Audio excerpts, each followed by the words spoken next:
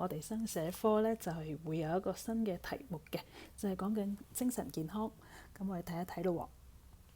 好啦，咁同大家講之前咧，就溫翻咧，我哋咧之前有講過啦，關於我哋生活素質。咁生活素質咧，其實有分開兩個層面嘅，一個咧就係物質嘅層面啦，一個就係精神嘅層面啦。咁如果大家記得咧，物質層面咧，其實咧就係一啲可以用金錢咧買得到嘅嘢，例如一間房屋啦，大家喜歡嘅物品啦。咁我哋今日咧集中咧就係講緊精神層面，咁係講緊心靈上邊咧一啲嘅滿足啦，一啲心靈上邊嘅享受啦。咁我哋咧今日講嘅咧就係精神健康 （mental health）。咁精神健康其實係有啲咩嘅定義呢？根據世界衛生組織嘅定義咧，健康其實唔單止咧係講緊身體強唔強壯啦，有冇疾病，而係咧係需要睇埋喺體格啦、精神啦，甚至喺社會上邊咧係咪都可以處於一個良好安寧嘅狀態。咁一個人精神健康咧，我哋唔單淨係指佢有冇精神嘅疾病啦，更係嘅。講緊呢個精神健康嘅人呢，能夠應付到佢日常生活嘅壓力啦，完成日常嘅工作，並且呢對社會有所貢獻嘅。好啦，咁我呢而家呢就俾一條短片俾大家睇啦。咁呢條短片呢就係由一個心理學者呢講一講，話俾我哋聽呢究竟精神健康有幾咁重要嘅。咁影片雖然有啲長啦，但係非常之有趣㗎。咁希望大家慢慢睇咯。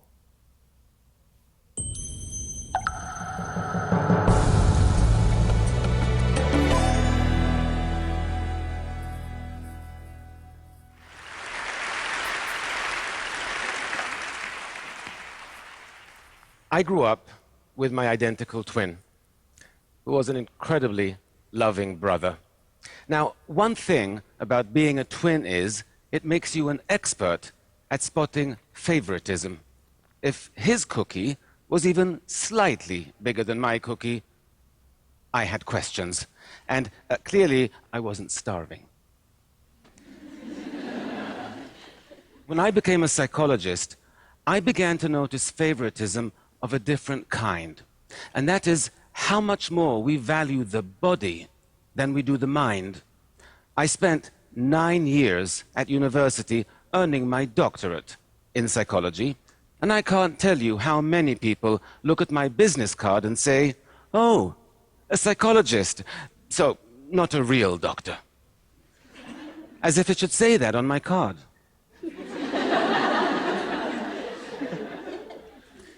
This favoritism, we show the body over the mind. I see it everywhere.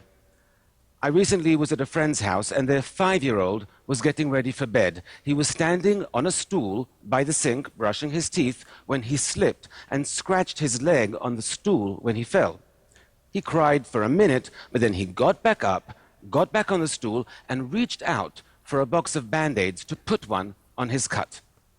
Now, this kid could barely tie his shoelaces, but he knew you have to cover a cut so it doesn't become infected, and you have to care for your teeth by brushing twice a day. We all know how to maintain our physical health and how to practice dental hygiene, right? We know it since we were 5 years old. But what do we know about maintaining our psychological health? Well, nothing. What do we teach our children about emotional hygiene? Nothing. How is it we spend more time taking care of our teeth than we do our minds? Why is it our physical health is so much more important to us than our psychological health? You know, we sustain psychological injuries even more often than we do physical ones, injuries like failure or rejection or loneliness. And they can also get worse if we ignore them, and they can impact our lives in dramatic ways. And yet, even though there are scientifically proven techniques we could use to treat these kinds of psychological injuries, we don't. It doesn't even occur to us that we should. Oh, you're feeling depressed. Just shake it off. It's all in your head. Can you imagine saying that to somebody with a broken leg? Oh, just walk it off. It's all in your leg. It is time we close the gap between our physical and our psychological health. It's time we made them more equal, more like twins.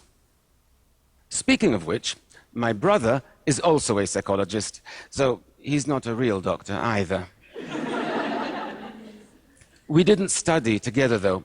In fact, the hardest thing I've ever done in my life is move across the Atlantic to New York City to get my doctorate in psychology. We were apart then for the first time in our lives, and the separation was brutal for both of us. But while he remained among family and friends, I was alone in a new country. We missed each other terribly, but international phone calls were really expensive then, and we could only afford to speak for 5 minutes a week. When our birthday rolled around, it was the first we wouldn't be spending together. We decided to splurge, and that week we would talk for 10 minutes. I spent the morning pacing around my room, waiting for him to call, and waiting, and waiting. But the phone didn't ring. Given the time difference, I assumed, okay, he's out with friends, he'll call later. There were no cell phones then. But he didn't. And I began to realize that after being away for over 10 months, he no longer missed me the way I missed him. Now, I knew he would call in the morning, but that night was one of the saddest and longest nights of my life. I woke up the next morning. I glanced down at the phone, and I realized I had kicked it off the hook when pacing the day before. I stumbled out of bed, I put the phone back on the receiver, and it rang a second later. And it was my brother. And boy, was he pissed. It was the saddest and longest night of his life as well. Now, I tried to explain what happened, but he said, I don't understand. If you saw I wasn't calling you, why didn't you just pick up the phone and call me? He was right. Why didn't I call him? I didn't have an answer then. But I do today, and it's a simple one. Loneliness. Loneliness creates a deep psychological wound, one that distorts our perceptions and scrambles our thinking. It makes us believe that those around us care much less than they actually do.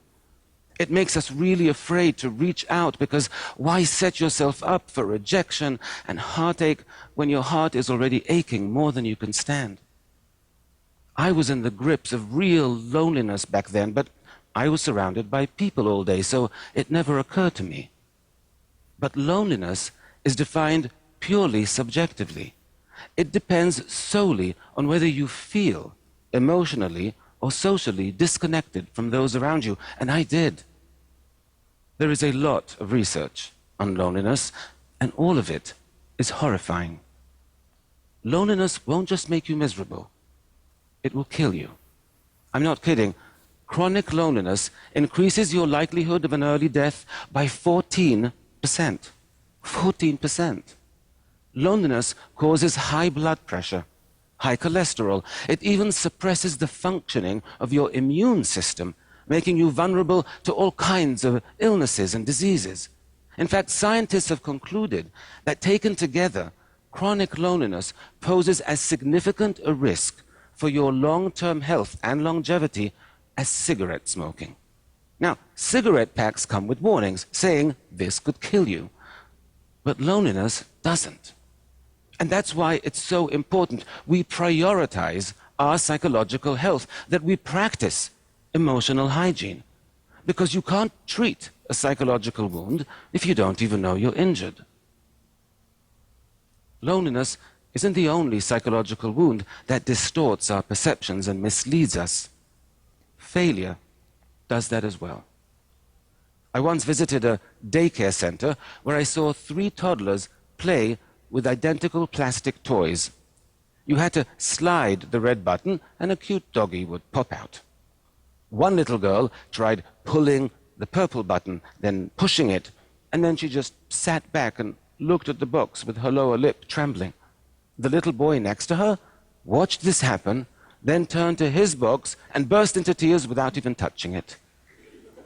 Meanwhile, another little girl tried everything she could think of until she slid the red button, the cute doggy popped out, and she squealed with delight. So, 3 toddlers with identical plastic toys, but with very different reactions to failure. The first two toddlers were perfectly capable of sliding a red button. The only thing that prevented them from succeeding was their mind tricked them into believing they could not. Now, adults get tricked this way as well all the time.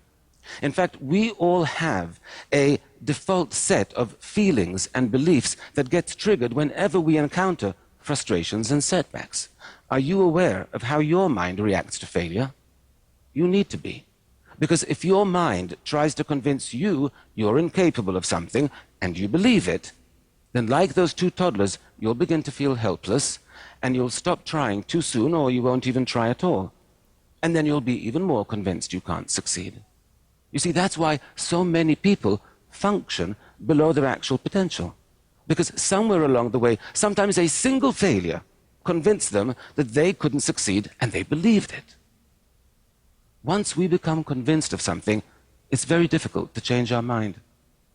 I learned that lesson the hard way when I was a teenager with my brother. We were driving with friends down a dark road at night when a police car stopped us. There had been a robbery in the area and they were looking for suspects.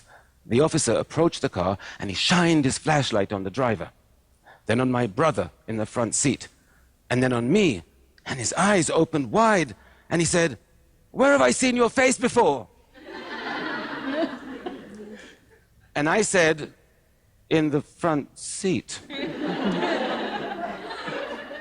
But that made no sense to him whatsoever, so now he thought I was on drugs.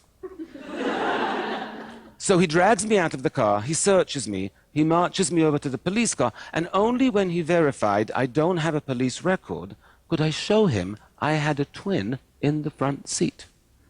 But even as we were driving away, you could see by the look on his face, he was convinced that I was getting away with something. Our mind is hard to change once we become convinced. So it might be very natural to feel demoralized and defeated after you fail, but you cannot allow yourself to become convinced you can't succeed. You have to fight feelings of helplessness. You have to gain control over the situation. And you have to break this kind of negative cycle before it begins. Our minds and our feelings, they're not the trustworthy friends we thought they were. They're more like a really moody friend who can be totally supportive one minute and really unpleasant the next. I once worked with this woman who, after 20 years of marriage and an extremely ugly divorce, was finally ready for her first date. She had met this guy online, and he seemed nice, and he seemed successful, and most importantly, he seemed really into her. So she was very excited. She bought a new dress, and they met at an upscale New York City bar for a drink. 10 minutes into the date, the man stands up and says, "I'm not interested," and walks out. Rejection is extremely painful. The woman was so hurt she couldn't move. All she could do was call a friend. And here's what the friend said. "Well, what do you expect? You have big hips, you have nothing interesting to say. Why would a handsome, successful man like that ever go out with a loser like you?" Shocking, right, that a friend can be so cruel. But it would be much less shocking if I told you it wasn't the friend who said that. It's what the woman said to herself.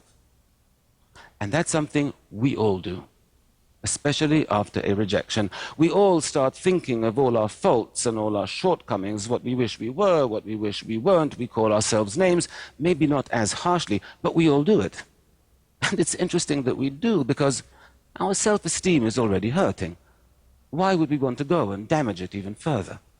Right? We wouldn't make a physical injury worse on purpose. You wouldn't get a cut on your arm and decide, "Oh, I know, I'm going to take a knife and see how much deeper I can make it." But we do that with psychological injuries all the time. Why? Because of poor emotional hygiene. Because we don't prioritize our psychological health. We know from dozens of studies that when your self-esteem is lower, you are more vulnerable to stress and to anxiety, that failures and rejections hurt more, and it takes longer to recover from them. So when you get rejected, the first thing you should be doing is to revive your self-esteem, not join Fight Club and beat it into a pulp.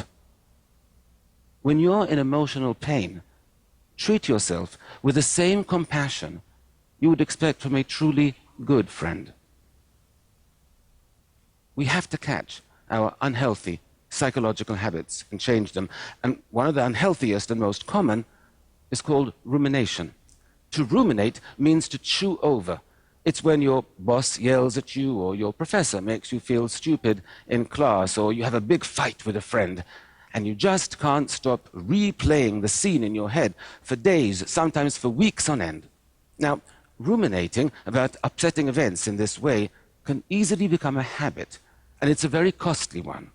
Because by spending so much time focused on upsetting and negative thoughts, you are actually putting yourself at significant risk for developing clinical depression, alcoholism, eating disorders, and even cardiovascular disease.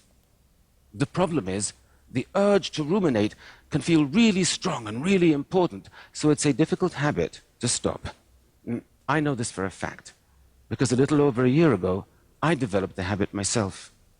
You see, my twin brother was diagnosed with stage 3 non-Hodgkin's lymphoma. His cancer was extremely aggressive. He had visible tumors all over his body. And he had to start a harsh course of chemotherapy. And I couldn't stop thinking about what he was going through. I couldn't stop thinking about how much he was suffering. Even though he never complained, not once. He had this incredibly positive attitude. His psychological health was amazing. I was physically healthy, but psychologically I was a mess. But I knew what to do. Studies tell us that even a 2-minute distraction is sufficient to break the urge to ruminate in that moment. And so each time I had a worrying, upsetting, negative thought, I forced myself to concentrate on something else until the urge passed. And within 1 week, my whole outlook changed and became more positive and more hopeful. 9 weeks after he started chemotherapy, my brother had a CAT scan, and I was by his side when he got the results. All the tumors were gone. He still had 3 more rounds of chemotherapy to go, but we knew he would recover. This picture was taken 2 weeks ago. By taking action when you're lonely, by changing your responses to failure, by protecting your self-esteem, by battling negative thinking, you won't just heal your psychological wounds, you will build emotional resilience, you will thrive. You know, 100 years ago, people began practicing personal hygiene, and life expectancy rates rose by over 50% in just a matter of decades. I believe our quality of life could rise just as dramatically if we all began practicing emotional hygiene. Can you imagine what the world would be like if everyone was psychologically healthier? If there were less loneliness and less depression? If people knew how to overcome failure? If they felt better about themselves and more empowered? If they were happier and more fulfilled? I can, because that's the world I want to live in. And that's the world my brother wants to live in as well. And if you just become informed and change a few simple habits, well, that's the world we can all live in. Thank you very much. 好啦，咁啊條短片睇咗啦，咁條短片裏邊咧就講咗咧，其實咧我哋咧有個好有趣嘅即係論點講咗，就話我哋好着重自己個身體健康啦，好似佢喺個短片裏邊講啦，有個5歲小朋友佢可能咧整損自己咧都識得攞塊膠布去貼翻，咁但係咧我哋對於自己嘅精神健康咧就好似冇咁着重，咁所以咧佢介紹咗好多嘅方法俾我哋啦，點樣去面對失敗啦，點樣去保衞自己嘅自尊啦，點樣咧有個正面嘅思想去幫自己咧維持自己嘅精神健康，咁呢一啲咧我哋下一次嘅課堂都會講嘅。好啦，咁我哋咧睇一睇到精神健康究竟有咩重要性啦。咁精神健康咧可以幫我哋咧其實提升我哋嘅個人健康啦，有一個健康嘅生活方式，咁都可以減低我哋患上精神疾病可能性啦，甚至乎大家都留意到喺短片裏邊講咧，精神健康可以咧令我哋更加長壽添。咁我哋有精神健康亦都可以咧有效咁樣咧令到我哋嘅日常生活咧可以去運作啦。咁亦都幫助我哋咧係有一啲思考、溝通同埋學習嘅能力嘅。咁最後咧都可以幫我哋咧建立咧同其他人建立一啲良好嘅社交關係啦。咁見到咧其實咧仲有咧可以幫我哋咧提高我哋嘅自尊感同埋我哋嘅自我概念嘅。咁如果咧精神唔健康又會出咩問題呢？咁當然啦，喺身體狀況同行為表現啦，咁呢兩樣咧都會出現問題嘅喎。咁身體狀況方面咧，可能會有身體上邊咧胸悶啊、心胃啊、腸胃有不適、肌肉甚至酸痛、呼吸會出現困難啦，會有感冒啦、頭痛甚至會失眠嘅。行為方面咧，亦都會咧因為精神咧唔夠健康，所以咧就會好容易咧經常感覺疲倦啦，難以集中精神。食慾咧可能會突然間大增或者驟減，精神咧亦都唔穩定嘅，亦都對周遭嘅事情咧亦都提唔起勁，甚至咧會依賴咧酒精同埋藥物。咁我哋咧今日會講嘅主要咧都係咧針對咧青少年咧希望有一個精神嘅健康啦。咁原因咧好簡單，因為咧青少年咧就正進入佢哋嘅青春期啦，喺童年進入成年嘅一個過渡期間。咁喺呢段時期咧會出現好多生理啦同埋心理上面嘅變化。咁咧特別喺心理變化嗰度啦，思想、情緒、行為咧都有啲唔同嘅噃。咁佢會青少年會有啲咩變化呢？佢開始咧就去敢於嘗試唔同嘅事啦，亦都重視自我嘅形象，亦都渴望咧得到安全感，亦都喜歡思考。呢啲唔同嘅心理狀況咧，就會形成咧我哋會有一啲唔同嘅情緒波動啦，咁亦都會容易影響我哋嘅精神健康嘅。好啦，咁我哋咧會點樣去建立我哋嘅精神健康呢？咁我想咧喺度咧就重複一啲我哋曾經學過嘅嘢嘅啫。咁咧其實咧喺短片裏邊咧都曾經有講過喎。佢話咧我哋咧如果精神健康嘅話咧，可以咧令到我哋嘅自尊啦，可以再保衞我哋嘅自尊，亦都可以令我哋更加了解自我嘅。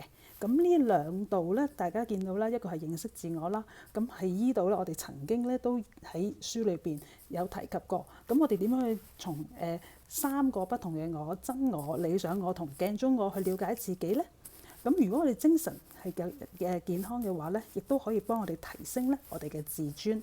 咁記得咧有個自尊五感，包括安全感啦、獨特感、聯繫感、能力感、方向感。假如我哋精神有足夠健康嘅話咧，呢自尊五感亦都會咧隨之提升嘅。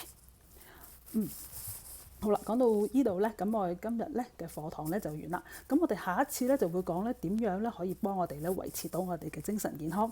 咁麻煩大家咧就要喺 Google Classroom 嗰度咧就要做翻咧今日咧我哋嘅題目啦。咁咧就係要列出3個原因，講點解精神健康咧對青少年咧有咁重要啦。咁我今日嘅課堂係咁多，唔該晒各位。